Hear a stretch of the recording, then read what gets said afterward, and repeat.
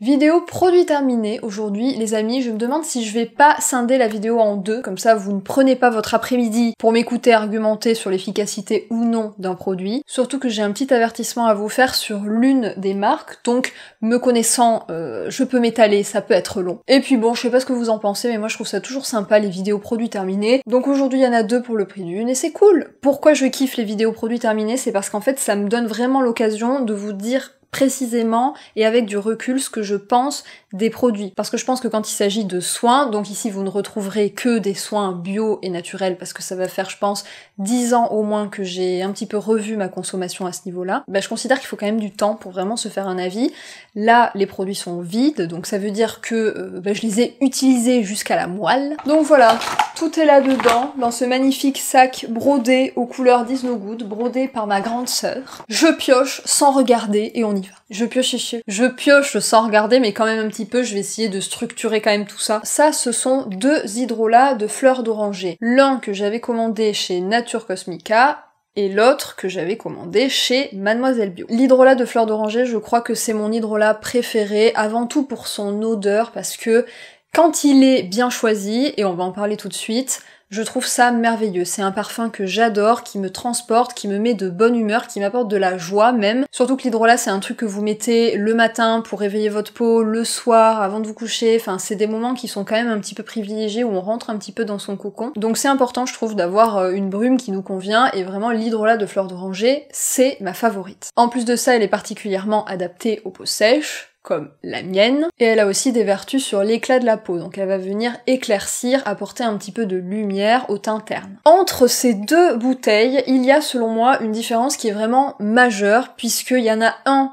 que vraiment je mettrais sur un piédestal absolu, je vous en avais déjà parlé d'ailleurs dans une vidéo favori il y a quelques mois, c'est celui de chez Nature Cosmica, c'est de la fleur d'oranger qui vient de Tunisie, et franchement, c'est spectaculaire. Le parfum, sincèrement, c'est out of this world. C'est vraiment de la magie pure. Ce parfum, pour moi, en tout cas, c'est...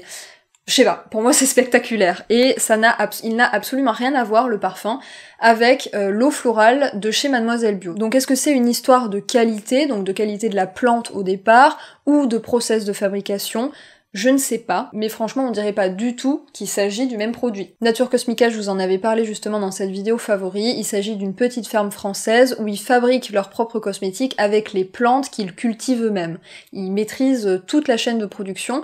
Là, on parle d'une fleur d'oranger qui vient de Tunisie, mais qui sont allés sourcer en fait, et je suppose que ils sont allés sourcer de la même qualité que eux produisent, c'est-à-dire vraiment quelque chose de très artisanal, de très qualitatif, et en tout cas, vraiment, ça, c'est une merveille. Et c'est du coup en ayant terminé l'hydrolat de Nature Cosmica que j'ai commandé celui de chez Mademoiselle Bio, mais voilà, j'ai été déçue parce que quand on touche au paradis, quand on touche au sommet, il y a des chances qu'on soit déçu. Pour moi, ça lui arrive pas à la cheville, quoi. En plus de ça, en termes de packaging, on est ici sur du verre fumé, donc qui est en plus une bouteille super intéressante qu'on peut réutiliser. Ici, on est sur du plastique, fumé aussi, donc on peut le garder. Moi, en général, c'est ce que je fais, je les remplis d'eau et ça me sert à vaporiser les plantes d'intérieur, elles adorent ça. Putain, je m'aperçois qu'on s'est brossé les dents ces derniers mois, dites donc. C'est quoi tous ces dentifrices ?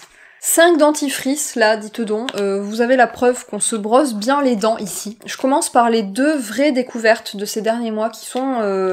pour moi, d'excellents dentifrices et à tout point de vue. Déjà, vous remarquez leur point commun, c'est que leur packaging est en métal, donc ce qui fait que ce sont des tubes qui sont beaucoup plus facilement recyclables dans beaucoup plus d'endroits en France. Parce qu'on a beau dire, je ne sais pas si vous le savez, mais quand un produit est labellisé Cosmos Organique, ça veut dire que son packaging est recyclable. Sauf qu'on retrouve des produits en tube comme ça, comme ce dentifrice ou celui-là, qui sont labellisés Cosmos Organique parce que leur packaging est supposément recyclable, sauf qu'en France, on est un petit peu à la traîne et on n'est pas capable partout en fait de recycler ce genre de choses. Donc c'est recyclable en théorie, sauf qu'en pratique, ça ne se fait pas forcément comme ça. Alors que pour le métal, on est quand même plus avancé, et donc c'est des packaging, ces deux-là, qui sont beaucoup plus intéressants en fait d'un point de vue environnemental. Donc il y a celui de chez Les Petits Prodiges, qui est une petite marque française très chouette. Il mousse bien, il y a de l'huile essentielle de menthe qui se ressent vraiment bien, donc en plus de ça, il laisse une vraie haleine fraîche. Donc vraiment super chouette, et il est concurrencé quand même de très près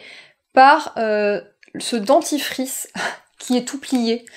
de la marque Le Bon. Donc pareil, même packaging en métal, facilement recyclable. La marque Le Bon, c'est une marque qui ne fait que du dentifrice, donc vous avez là un vrai savoir-faire du dentifrice. C'est des dentifrices qui sont labellisés bio avec des compos vraiment clean, mais on sent qu'il y a vraiment de la recherche de composition derrière, de formulation.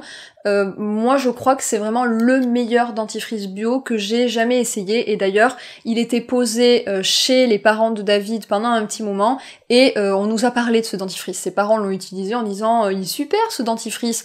C'est pas tous les jours quand même qu'on reçoit des compliments sur son dentifrice, donc c'est pour vous dire. Les dentifrices Le Bon, ils ont un positionnement assez haut de gamme en général, c'est des dentifrices qui coûtent assez cher, mais là ils ont sorti il y a pas longtemps une gamme qui s'appelle Les Essentiels. Il me semble qu'il y a 4 ou 5 goûts différents, ils sont tous mentholés, mais à des degrés différents, donc vous avez menthe vraiment très soft et menthe extrême. Celui-ci c'est le menthe classique, donc je suppose que ça se situe à peu près au milieu, mais voilà, sensorialité quand on se brosse les dents, au top. Ensuite, deux dentifrices de chez Logodan qui sont en général ceux vers lesquels on se tourne parce qu'ils se trouvent en magasin bio, ils coûtent pas très cher et ils sont franchement pas mal pour des dentifrices bio, même si encore une fois le packaging est en plastique et que niveau sensorialité vraiment on n'est pas au même niveau hein, que les deux précédents, mais voilà, c'est des dentifrices qui sont aussi moins chers. Le blancheur naturel sans fluor et celui-ci dentifrice au fluor, puisque je vous en avais parlé dans une précédente vidéo, mais il y a tout un débat sur est-ce qu'il faut avoir du fluor dans son dentifrice, oui ou non. Les dentistes, même eux, sont opposés en fait sur ce sujet-là. Donc nous, quand c'est comme ça, qu'est-ce qu'on fait? Eh ben, on mange un petit peu aux deux râteliers, c'est-à-dire qu'on prend certains dentifrices avec du fluor, certains dentifrices sans, on reste un peu dans un entre-deux, et c'est comme ça qu'on trouve un équilibre. Mais cela dit, c'est pas facile de trouver des dentifrices bio avec du fluor, donc voilà, celui-ci est très bien. Le Logodan, il y a marqué dentifrice au fluor, si vous voulez le repérer. Et le petit dernier, un dentifrice de chez Balloflurin, dentifrice sourire, propolis noir et 3 plantes de terroir. Alors celui-ci, je pense que c'est David qui l'a acheté, il est souvent attiré par les trucs un peu bizarres. Moi j'aurais pas trop choisi ça parce que, bon, je sais pas si vous le verrez de là, mais il s'agit d'un dentifrice coloré. Moi j'aime pas trop ces trucs-là, les dentifrices sont un petit peu marron, un petit peu pâte. Pas trop le genre de truc qui me branche. Pourtant, Balloflurin, c'est une excellente marque qui a une véritable philosophie autour des produits de la ruche et qui fait ça dans le plus grand respect des abeilles et aussi dans le plus grand savoir-faire de l'apiculture. Donc c'est une excellente marque, je n'ai absolument rien contre eux, mais en revanche, voilà, ce dentifrice, je crois en plus qu'il coûte assez cher forcément, puisqu'on est là sur des produits qui rassemblent des ingrédients quand même de grande qualité. Mais d'après mes souvenirs, on n'avait pas cette haleine fraîche que moi j'aime bien ressentir, on n'avait pas non plus une mousse fabuleuse. Donc voilà, on n'est pas sur mon favori. En revanche, c'est un dentifrice qui va être intéressant, comme il y a pas mal d'actifs de la ruche. Si vous avez des problèmes de gencives, notamment des inflammations, etc., c'est un dentifrice qui peut venir vous aider de ce côté-là. Ensuite, je saute dans le plat en enchaînant avec la marque dont j'ai envie de vous parler un petit peu. Il s'agit de Dr Oshka. Dans cette poche de produits terminés, il y a 2 produits de chez Dr Oshka parce qu'il s'avère que c'est une marque que j'utilise depuis vraiment des années et des années, que j'utilise et affectionne particulièrement parce que ça a vraiment fait partie de mes premières découvertes en fait quand je me suis tournée vers le bio et le naturel, et ça a été des produits qui m'ont toujours plu. D'ailleurs là, ces 2 produits sont terminés, mais j'en ai encore en cours, je suis encore en train d'en utiliser. Donc voilà, c'est une marque que j'utilise depuis des années, que j'aime, que je recommande, que je vous ai d'ailleurs pendant des années recommandé. Mais le jour est arrivé où je vais mettre un petit bémol. À chaque fois que je vous parlais de Dr Oshka ces dernières années, il y avait toujours quelqu'un, peut-être plus éclairé que moi, plus en avance sur moi. Je passe mon temps à vous dire qu'on est sans arrêt sur le chemin, on n'a pas le temps en fait de tout creuser, de creuser tous les sujets, on a une santé mentale et c'est pas pour rien, il faut essayer de la préserver, on peut pas être sur tous les fronts en même temps.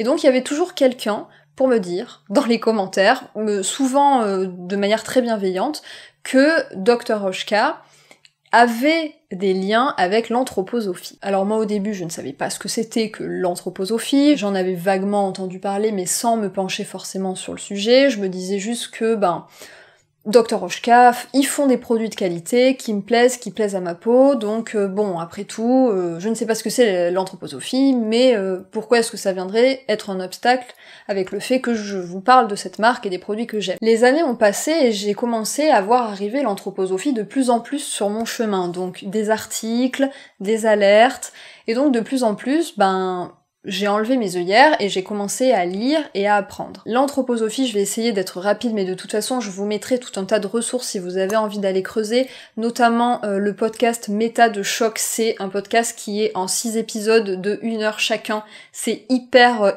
dense, hyper intéressant. Un article du Monde diplomatique aussi qui m'avait pas mal ouvert les yeux. Donc je vous mettrai ça si vous avez envie d'aller creuser et de vous renseigner un petit peu là-dessus. Mais rapidement, c'est une philosophie qui est basée sur les écrits, sur les pensées de Rudolf Steiner, qui est un Suisse autrichien, fin du 19e, début du 20e, qui avait des idées, pour le moins, cosmiques.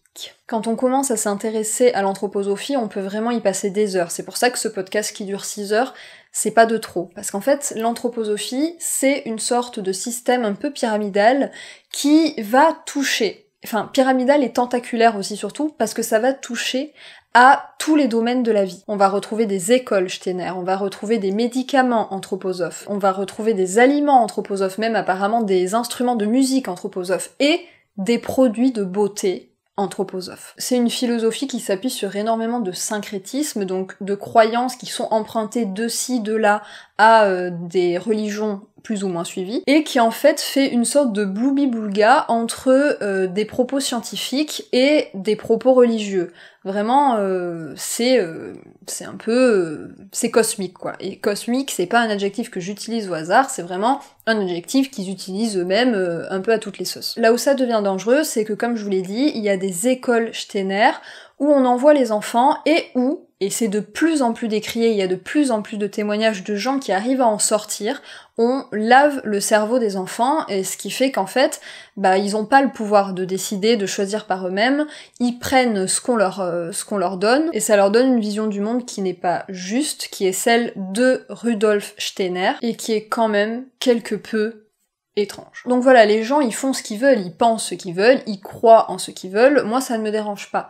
Mais en fait à partir du moment où il commence à y avoir des écoles, et il y en a en France, et ce n'est d'ailleurs pas si rare, et là ça me pose problème. À partir du moment où on endoctrine des enfants, c'est qu'on est sur des dérives sectaires, et moi, j'ai pas trop envie de soutenir ça. Donc quand j'ai commencé à m'intéresser à l'anthroposophie, je suis directement tombée sur les laboratoires Velleda. Le laboratoire Velleda, c'est des laboratoires qui ont été fondés par Rudolf Steiner lui-même, et on trouve d'ailleurs, là j'y suis, sur le site même de Velleda, une photo de Rudolf Steiner où il est écrit que c'est le fondateur spirituel et philosophique de Velleda. L'article parle d'anthroposophie, etc., etc. Et quand on sait que les laboratoires Velleda, ce sont les laboratoires qui ont le plus de recettes en termes de chiffre d'affaires en cosmétiques bio, ça fait peur. En fait, c'est là où on se rend compte du truc complètement tentaculaire qui a réussi son coup de maître, quoi, à prendre la place partout. Donc Velleda, ça fait partie, voilà, c'est la marque qui ressort la première quand on s'intéresse à l'anthroposophie, et donc moi je me suis dit directement, bon Velleda, je laisse de côté, j'ai pas envie de soutenir une marque qui se revendique anthroposophe, qui en plus de ça fabrique des médicaments anthroposophes. Là aussi, c'est aussi une dérive qui est dangereuse, qui est soulignée dans de nombreux articles. Donc j'ai pas envie de soutenir ça, c'est ce que je me disais. Mais Dr Oshka, même si vous étiez pas mal à m'en parler, je me disais, ça ressort pas tant que ça, il doit pas y avoir un lien aussi direct qu'avec les laboratoires Velleda, et j'avais toujours cette petite partie de mon cerveau qui était en plein déni, qui faisait que, en fait, j'adorais utiliser ces produits-là, donc voilà, je gardais un petit peu le déni. Sauf qu'il y a quelques semaines, j'ai reçu un mail de Dr Oshka me proposant de faire un partenariat sur toute l'année, donc de devenir ambassadrice de la marque. J'aurais pu m'en réjouir, puisqu'il s'agit d'une marque, comme je vous l'ai dit, que j'utilise depuis vraiment des années, dont j'adore les produits, etc.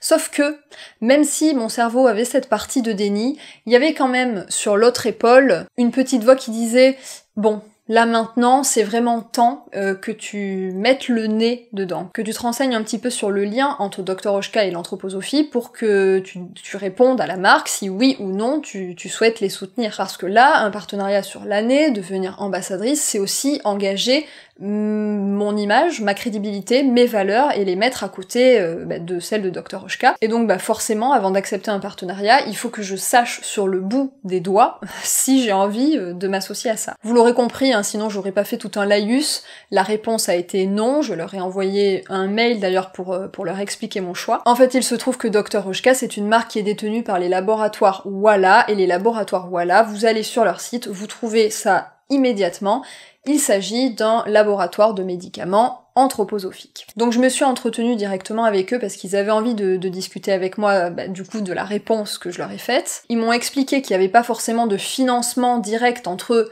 la marque Dr Oshka et finalement le système anthroposophe en tant que tel, enfin qu'il n'y avait pas par exemple d'argent directement injecté dans les écoles anthroposophes pour endoctriner les enfants. La personne avec qui je discutais d'ailleurs me disait qu'elle-même elle était pas du tout anthroposophe, que c'était pas un sujet dont on discutait dans la boîte, que on pouvait être recruté par Dr Oshka sans être anthroposophe ou que sais-je, et que voilà finalement c'était pas du tout un cas, on ne parlait pas d'anthroposophie, on faisait pas de trucs un petit peu cosmiques comme ça dans l'entreprise. Donc certes, le lien n'est peut-être pas direct, peut-être que acheter chez Dr Oshka, ce n'est pas soutenir l'anthroposophie et toutes les dérives qui vont avec, mais moi je préférais faire un pas de côté et refuser ce partenariat. Je pense d'ailleurs, en tant que consommatrice, personnellement, que je n'achèterai pas chez Velleda, mais ça c'est une décision que j'avais déjà prise il y a plusieurs années en me renseignant sur l'anthroposophie au début, mais je pense aussi que je n'achèterai plus chez Dr Oshka.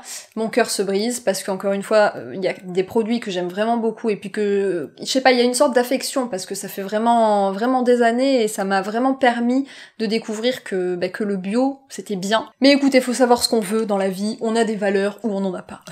Enfin bon, ne jamais dire jamais bien sûr, mais en tout cas c'était un petit point d'alerte dont je voulais vous faire part, au cas où vous auriez, comme moi, ce petit truc de déni dans votre cerveau qui vous empêche d'aller voir l'information, moi je dépose l'information sous vos yeux, voilà, quand vous avez cliqué sur la vidéo, vous ne saviez pas à quoi vous attendre, et bien ça y est, maintenant vous savez, vous pouvez désormais choisir en conscience, comme bon vous semble. Et juste comme ça, renseignez-vous sur le label Déméter aussi, complètement imbriqué dans l'anthroposophie lui aussi.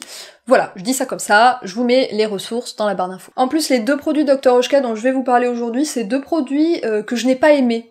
Voilà, une fois n'est pas coutume, hein, comme on dit. C'est bizarre d'ailleurs, je suis persuadée de vous avoir déjà parlé de celui-ci, mais dans quelle vidéo j'aurais pu vous en parler? J'espère que je ne suis pas en train de radoter et de vous représenter un produit de l'ancienne vidéo produit terminé, qui serait arrivé là je ne sais comment.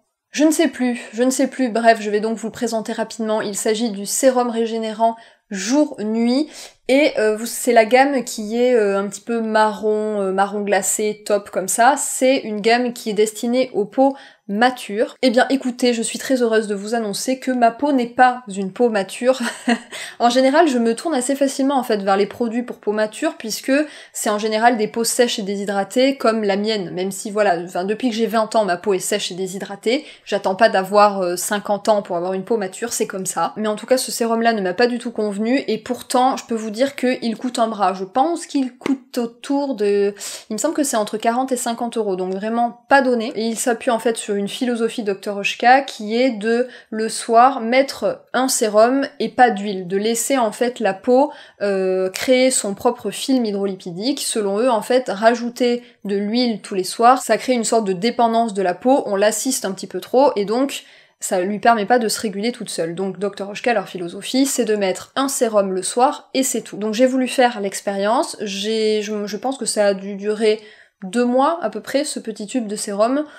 Ça n'a rien changé. Ça n'a pas eu grand effet, ma peau ne s'est pas auto-régulée elle-même, alors peut-être que voilà, il aurait fallu poursuivre l'expérience encore plusieurs mois, sauf que ce sérum vraiment coûte cher, donc j'aurais attendu des résultats peut-être un peu plus rapides, mais c'est vrai que quand on parle d'auto-régulation de la peau, voilà, il faut peut-être miser sur un résultat plus long terme, mais j'avais pas le temps d'attendre. Et ça, c'est le contour des yeux fluide de chez Dr Oshka, le tout premier contour des yeux de ma vie, s'il vous plaît, puisque voilà, j'ai attendu d'avoir 30 ans pour utiliser un contour des yeux. Pas terrible selon moi, même si c'est le fluide, donc c'est sous forme de crème, vous tapotez comme ça le contour de vos yeux. Le problème, c'est que pour moi, le fini est beaucoup trop gras, donc ça veut dire que si vous venez vous maquiller après, même en laissant, je sais pas, 10 minutes, un quart d'heure entre le passage de votre contour des yeux et le maquillage, l'anti-cerne, etc., il va quand même y avoir un résidu gras, donc pareil, si vous voulez mettre juste un petit peu de crayon noir, c'est pas possible. Donc voilà, texture un petit peu trop riche selon moi, c'est pas ce que j'attends d'un contour des yeux, parce que j'ai besoin de pouvoir me maquiller quand j'en ai envie tout de suite après. En ce moment, pour le soir, je suis en train d'utiliser le baume, attendez, que je vous attrape, qui est comme ça, dans un petit pot, et lui qui a vraiment une texture très très riche, donc c'est vraiment une texture qu'il faut utiliser le soir, vous venez tapoter comme ça le soir votre contour des yeux. Là il y a un parti pris, c'est une texture baume, donc qui est très riche, vous le mettez le soir, vous dormez, et puis après le lendemain c'est nickel. Alors que là, voilà, c'est censé être fluide, donc c'est censé être quelque chose qu'on met le jour, et pour moi du coup, bah c'est pas pratique. Oh punaise, mais il y avait un autre dentifrice, le dentifrice en poudre aux 5 plantes de la savonnerie du Cèdre. Si j'en parle comme ça avec un air dramatique, c'est que j'ai dû faire 3 essais, et puis non, c'était rédhibitoire, j'ai laissé David se débrouiller avec ce truc. Je vous ai dit qu'il aimait bien les trucs un peu bizarres. Pour moi, franchement, ça n'allait pas du tout, donc c'est vraiment un dentifrice, donc ça se présente dans une petite boîte métallique comme ça, il y avait, qui était remplie de poudre, et en fait le principe c'est que vous trempez votre brosse à dents dans la poudre, et puis ensuite vous venez vous brosser les dents, sauf que alors zéro goût mentholé, vous avez pas du tout d'haleine fraîche, en tout cas vraiment pas suffisant pour moi, mousse quasiment inexistante pour moi, et puis quand on n'est pas doué comme moi, de la poudre vous en foutez partout, enfin franchement pour moi ce truc c'est pas possible en fait, je veux bien qu'on essaye d'arriver avec des solutions plus éco-responsables, puisque là on arrive avec de la poudre, ça veut dire qu'on arrive avec une formule qui n'a pas d'eau à l'intérieur. C'est vrai qu'en général quand on achète des cosmétiques, il y a toujours une grosse proportion d'eau, donc au moins on élimine ça, ça veut dire que au niveau du transport ça va peser moins lourd, ça va donc avoir un impact CO2 plus faible. Là on se retrouve avec un packaging en métal qui va être facilement recyclable, voire on peut réutiliser tout court cette petite boîte. Donc voilà, très bien au niveau de la démarche, surtout qu'il me semble que la savonnerie du Cèdre, c'est une petite marque vraiment chouette qui fait les choses bien. Je vois d'ailleurs que le produit est labellisé Nature et Progrès, c'est le meilleur label qu'on puisse exiger en cosmétique bio, mais pour moi c'est vraiment pas possible. Après pour David qui n'aime pas se laver les dents, il y avait un petit côté ludique de tremper sa brosse à dents dans la poudre, mais moi vraiment non non non non. J'enchaîne avec le déodorant Keep Cool de Olution, qui est, je pense, mon déodorant préféré en bio. Je pense que je vous en ai déjà parlé à plusieurs reprises ici, parce que c'est vraiment mon préf. Il y a une version parfumée qui est celle-ci, et une version sans odeur, si vous préférez qu'il n'y ait pas d'odeur. Moi je trouve que c'est quand même dommage, parce que cette odeur... je dirais qu'il y a un petit peu d'agrumes. Ouais, c'est un petit peu agrumé, acidulé, c'est quelque chose d'assez doux quand même. Et pour moi, en fait, ça fait tout. Je vous assure que c'est le genre de parfum où, de temps en temps, vous allez vous sniffer les aisselles tellement ça sent bon. En plus de ça, je le trouve super efficace, il ne va pas vous créer de démangeaison, en tout cas, moi, il ne m'en fait pas. Alors, il s'effrite un peu sur la fin, mais je crois que depuis, ils ont revu la formule et le truc se tient un petit peu mieux, il me semble avoir vu ça. Encore une fois, sur Olution, on est sur des packagings qui sont récupérés. Quand vous achetez des produits Olution, on vous envoie une lettre pré-timbré, donc dans laquelle vous pouvez remettre votre petit produit, c'est d'ailleurs ce que je vais faire avec celui-ci, vous le renvoyez et les produits sont lavés, réutilisés ou alors recyclés avec une usine de recyclage partenaire, donc vraiment le cycle de vie est vraiment pris en charge par l'entreprise et ça c'est vraiment chouette. La promesse des produits Olution c'est que 100% des ingrédients sont d'origine naturelle et il y a vraiment un gros travail de formulation puisque les fondateurs sont eux-mêmes des formulateurs, il y a beaucoup de formulateurs en fait dans l'équipe, donc c'est un vrai enjeu, c'est de produire, de fabriquer des produits bio, donc avec des compositions irréprochables, qui aient de vrais résultats en fait sur la peau qui soient vraiment efficaces. Et en plus de ça, le packaging est super pratique, puisque c'est un stick. Donc vous avez une petite molette là que vous tournez, ça fait monter le déodorant et vous vous en servez en fait comme un déodorant classique. Et ça, mais pendant des années, ça a manqué dans l'industrie de la cosmétique bio. On se retrouvait avec des déodorants que certes j'aimais, par exemple celui de chez Clémence et Vivian, je vous en ai parlé pendant des années, c'était mon préféré avant de rencontrer celui-ci. En fait, il se présente dans un pot, donc il faut en prélever avec ses doigts pour l'étaler sur son aisselle. Et finalement, j'avais aucun problème avec ça, mais on perd quand même en confort. Ça veut dire qu'on se retrouve avec du déodorant sur les doigts, donc il faut forcément se laver les mains juste après. On se retrouve aussi avec un pot en verre, donc j'avais été confrontée à ce problème-là quand on était parti en tour du monde et qu'on n'avait qu'un sac à dos. Bah ça pèse lourd, en fait, un pot en verre. Donc voilà, ça pour moi c'est la meilleure alternative en bio pour le déodorant. Je continue avec 2 petites huiles de la marque Kaya, je vous en avais parlé dans une vidéo où je vous racontais ma grosse crise d'angoisse que j'avais eue en Mongolie et comment en fait depuis cette fameuse grosse crise d'angoisse, si vous voulez je vous mettrai la vidéo en barre d'infos, comment en fait j'avais gardé des épisodes d'angoisse depuis. Ils tendent vraiment à s'amenuiser voire à disparaître, donc je sais pas vraiment d'où ça vient, mais en tout cas j'avais fait rentrer le CBD un petit peu dans ma vie pour essayer de me calmer, d'apporter un petit peu de sérénité quand tout allait mal en fait, quand l'angoisse commençait à arriver. Ils font des produits à base de CBD, mais pas seulement, ils introduisent aussi des plantes adaptogènes à l'intérieur de leurs huiles. Des plantes adaptogènes, ça va être des plantes qui vont venir un petit peu agir sur votre niveau de stress, sur la capacité de votre corps à gérer le stress qui va venir des facteurs extérieurs que vous allez pouvoir rencontrer dans votre vie. Les plantes adaptogènes, elles vont essayer de soutenir votre corps pour répondre en fait à ces stimuli de stress. J'avais écrit un article si ça vous intéresse, je vous le mets pareil dans la barre d'infos sur ce qu'est une plante adaptogène et sur comment en fait elle vient agir sur votre organisme. Très clairement, cette petite huile, elle m'a énormément aidée dans les phases d'angoisse, de stress. Celle-ci, c'est 5% de CBD, et comme plante adaptogène, on retrouve de l'ashwagandha et du maca. C'est l'huile que je prenais, donc une demi-pipette sous la langue, quand vraiment j'avais besoin de retrouver un petit peu de sérénité parce que je faisais face à un épisode angoissant. Et celle-ci, c'est l'huile qui s'appelle Rise and Shine, donc avec pareil du CBD et des plantes adaptogènes, mais ça va davantage s'adapter pas au moments d'angoisse, mais plutôt à des moments où on se sent vraiment le moral dans les chaussettes. Pas de motivation, notamment ça va arriver bientôt là, parce qu'on va tous manquer de soleil. Ça c'est vraiment l'huile qui va venir essayer de nous redonner un petit regain d'énergie, un petit regain de joie et d'enthousiasme. Ça m'avait vraiment aidé pendant la période de déprime saisonnière de l'année dernière. Donc pareil, vraiment très contente, et j'ajoute évidemment qu'il n'y a absolument aucun effet addictif à ces trucs. On parle là de CBD, donc c'est une molécule qui n'est pas ni psychotrope ni addictive et qui va simplement venir vous donner un petit coup de boost pour ramener un petit peu de sérénité. J'enchaîne ensuite avec deux fonds de teint. Le fond de teint de chez Avril et le fond de teint de chez Marie-Lou Bio que vous m'aviez vu utiliser pour la première fois dans une vidéo dédiée au make-up Marie-Lou Bio parce que j'avais reçu tout plein de nouveautés. Je vous la mets pareil dans la barre d'infos si ça vous intéresse. Et alors, concernant le fond de teint Avril, c'est mon préféré de tous les temps. C'est un fond de teint dont on ne parle jamais, enfin moi en tout cas j'ai jamais vu personne dire qu'il était génial.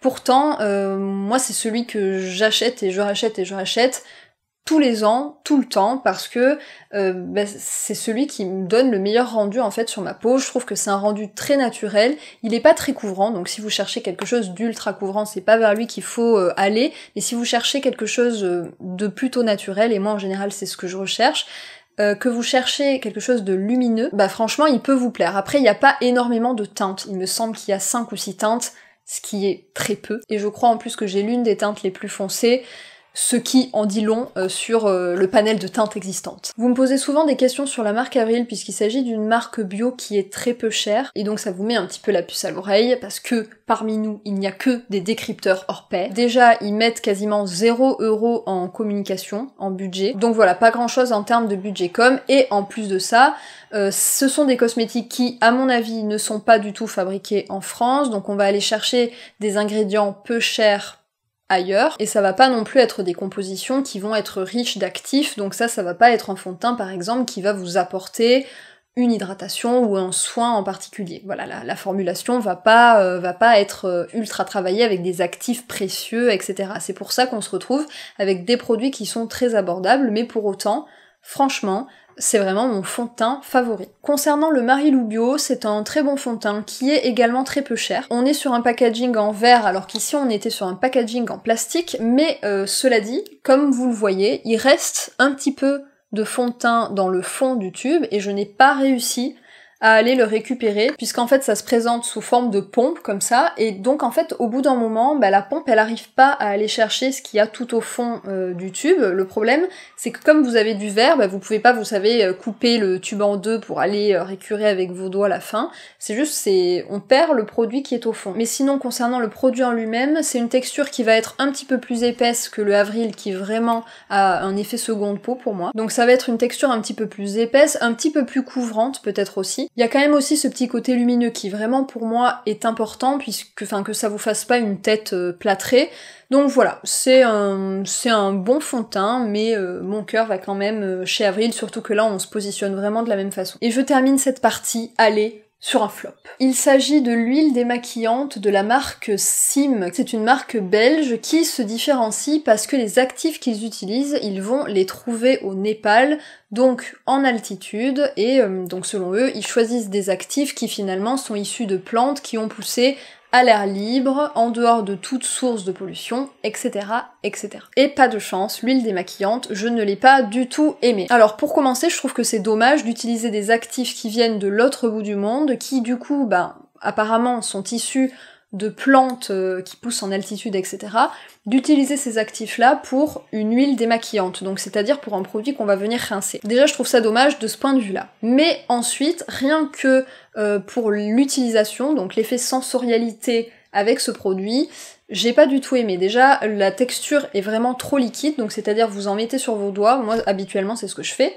je mets un peu d'huile démaquillante sur mes doigts, je frotte et je viens masser mon visage. Je préfère les textures un petit peu plus visqueuses, je trouve que c'est beaucoup plus facile à travailler, notamment de l'huile démaquillante de Oden ou l'huile démaquillante de Ocaran, qui sont mes deux préférés. Ensuite, autre bémol pour moi, c'est une huile qui me piquait les yeux, donc c'est quand même dommage. Quand on vient démaquiller les yeux, c'est quand même dommage que ça pique à cet endroit-là. Surtout que la petite dame sur le dessin, elle vient bien frotter ses yeux aussi.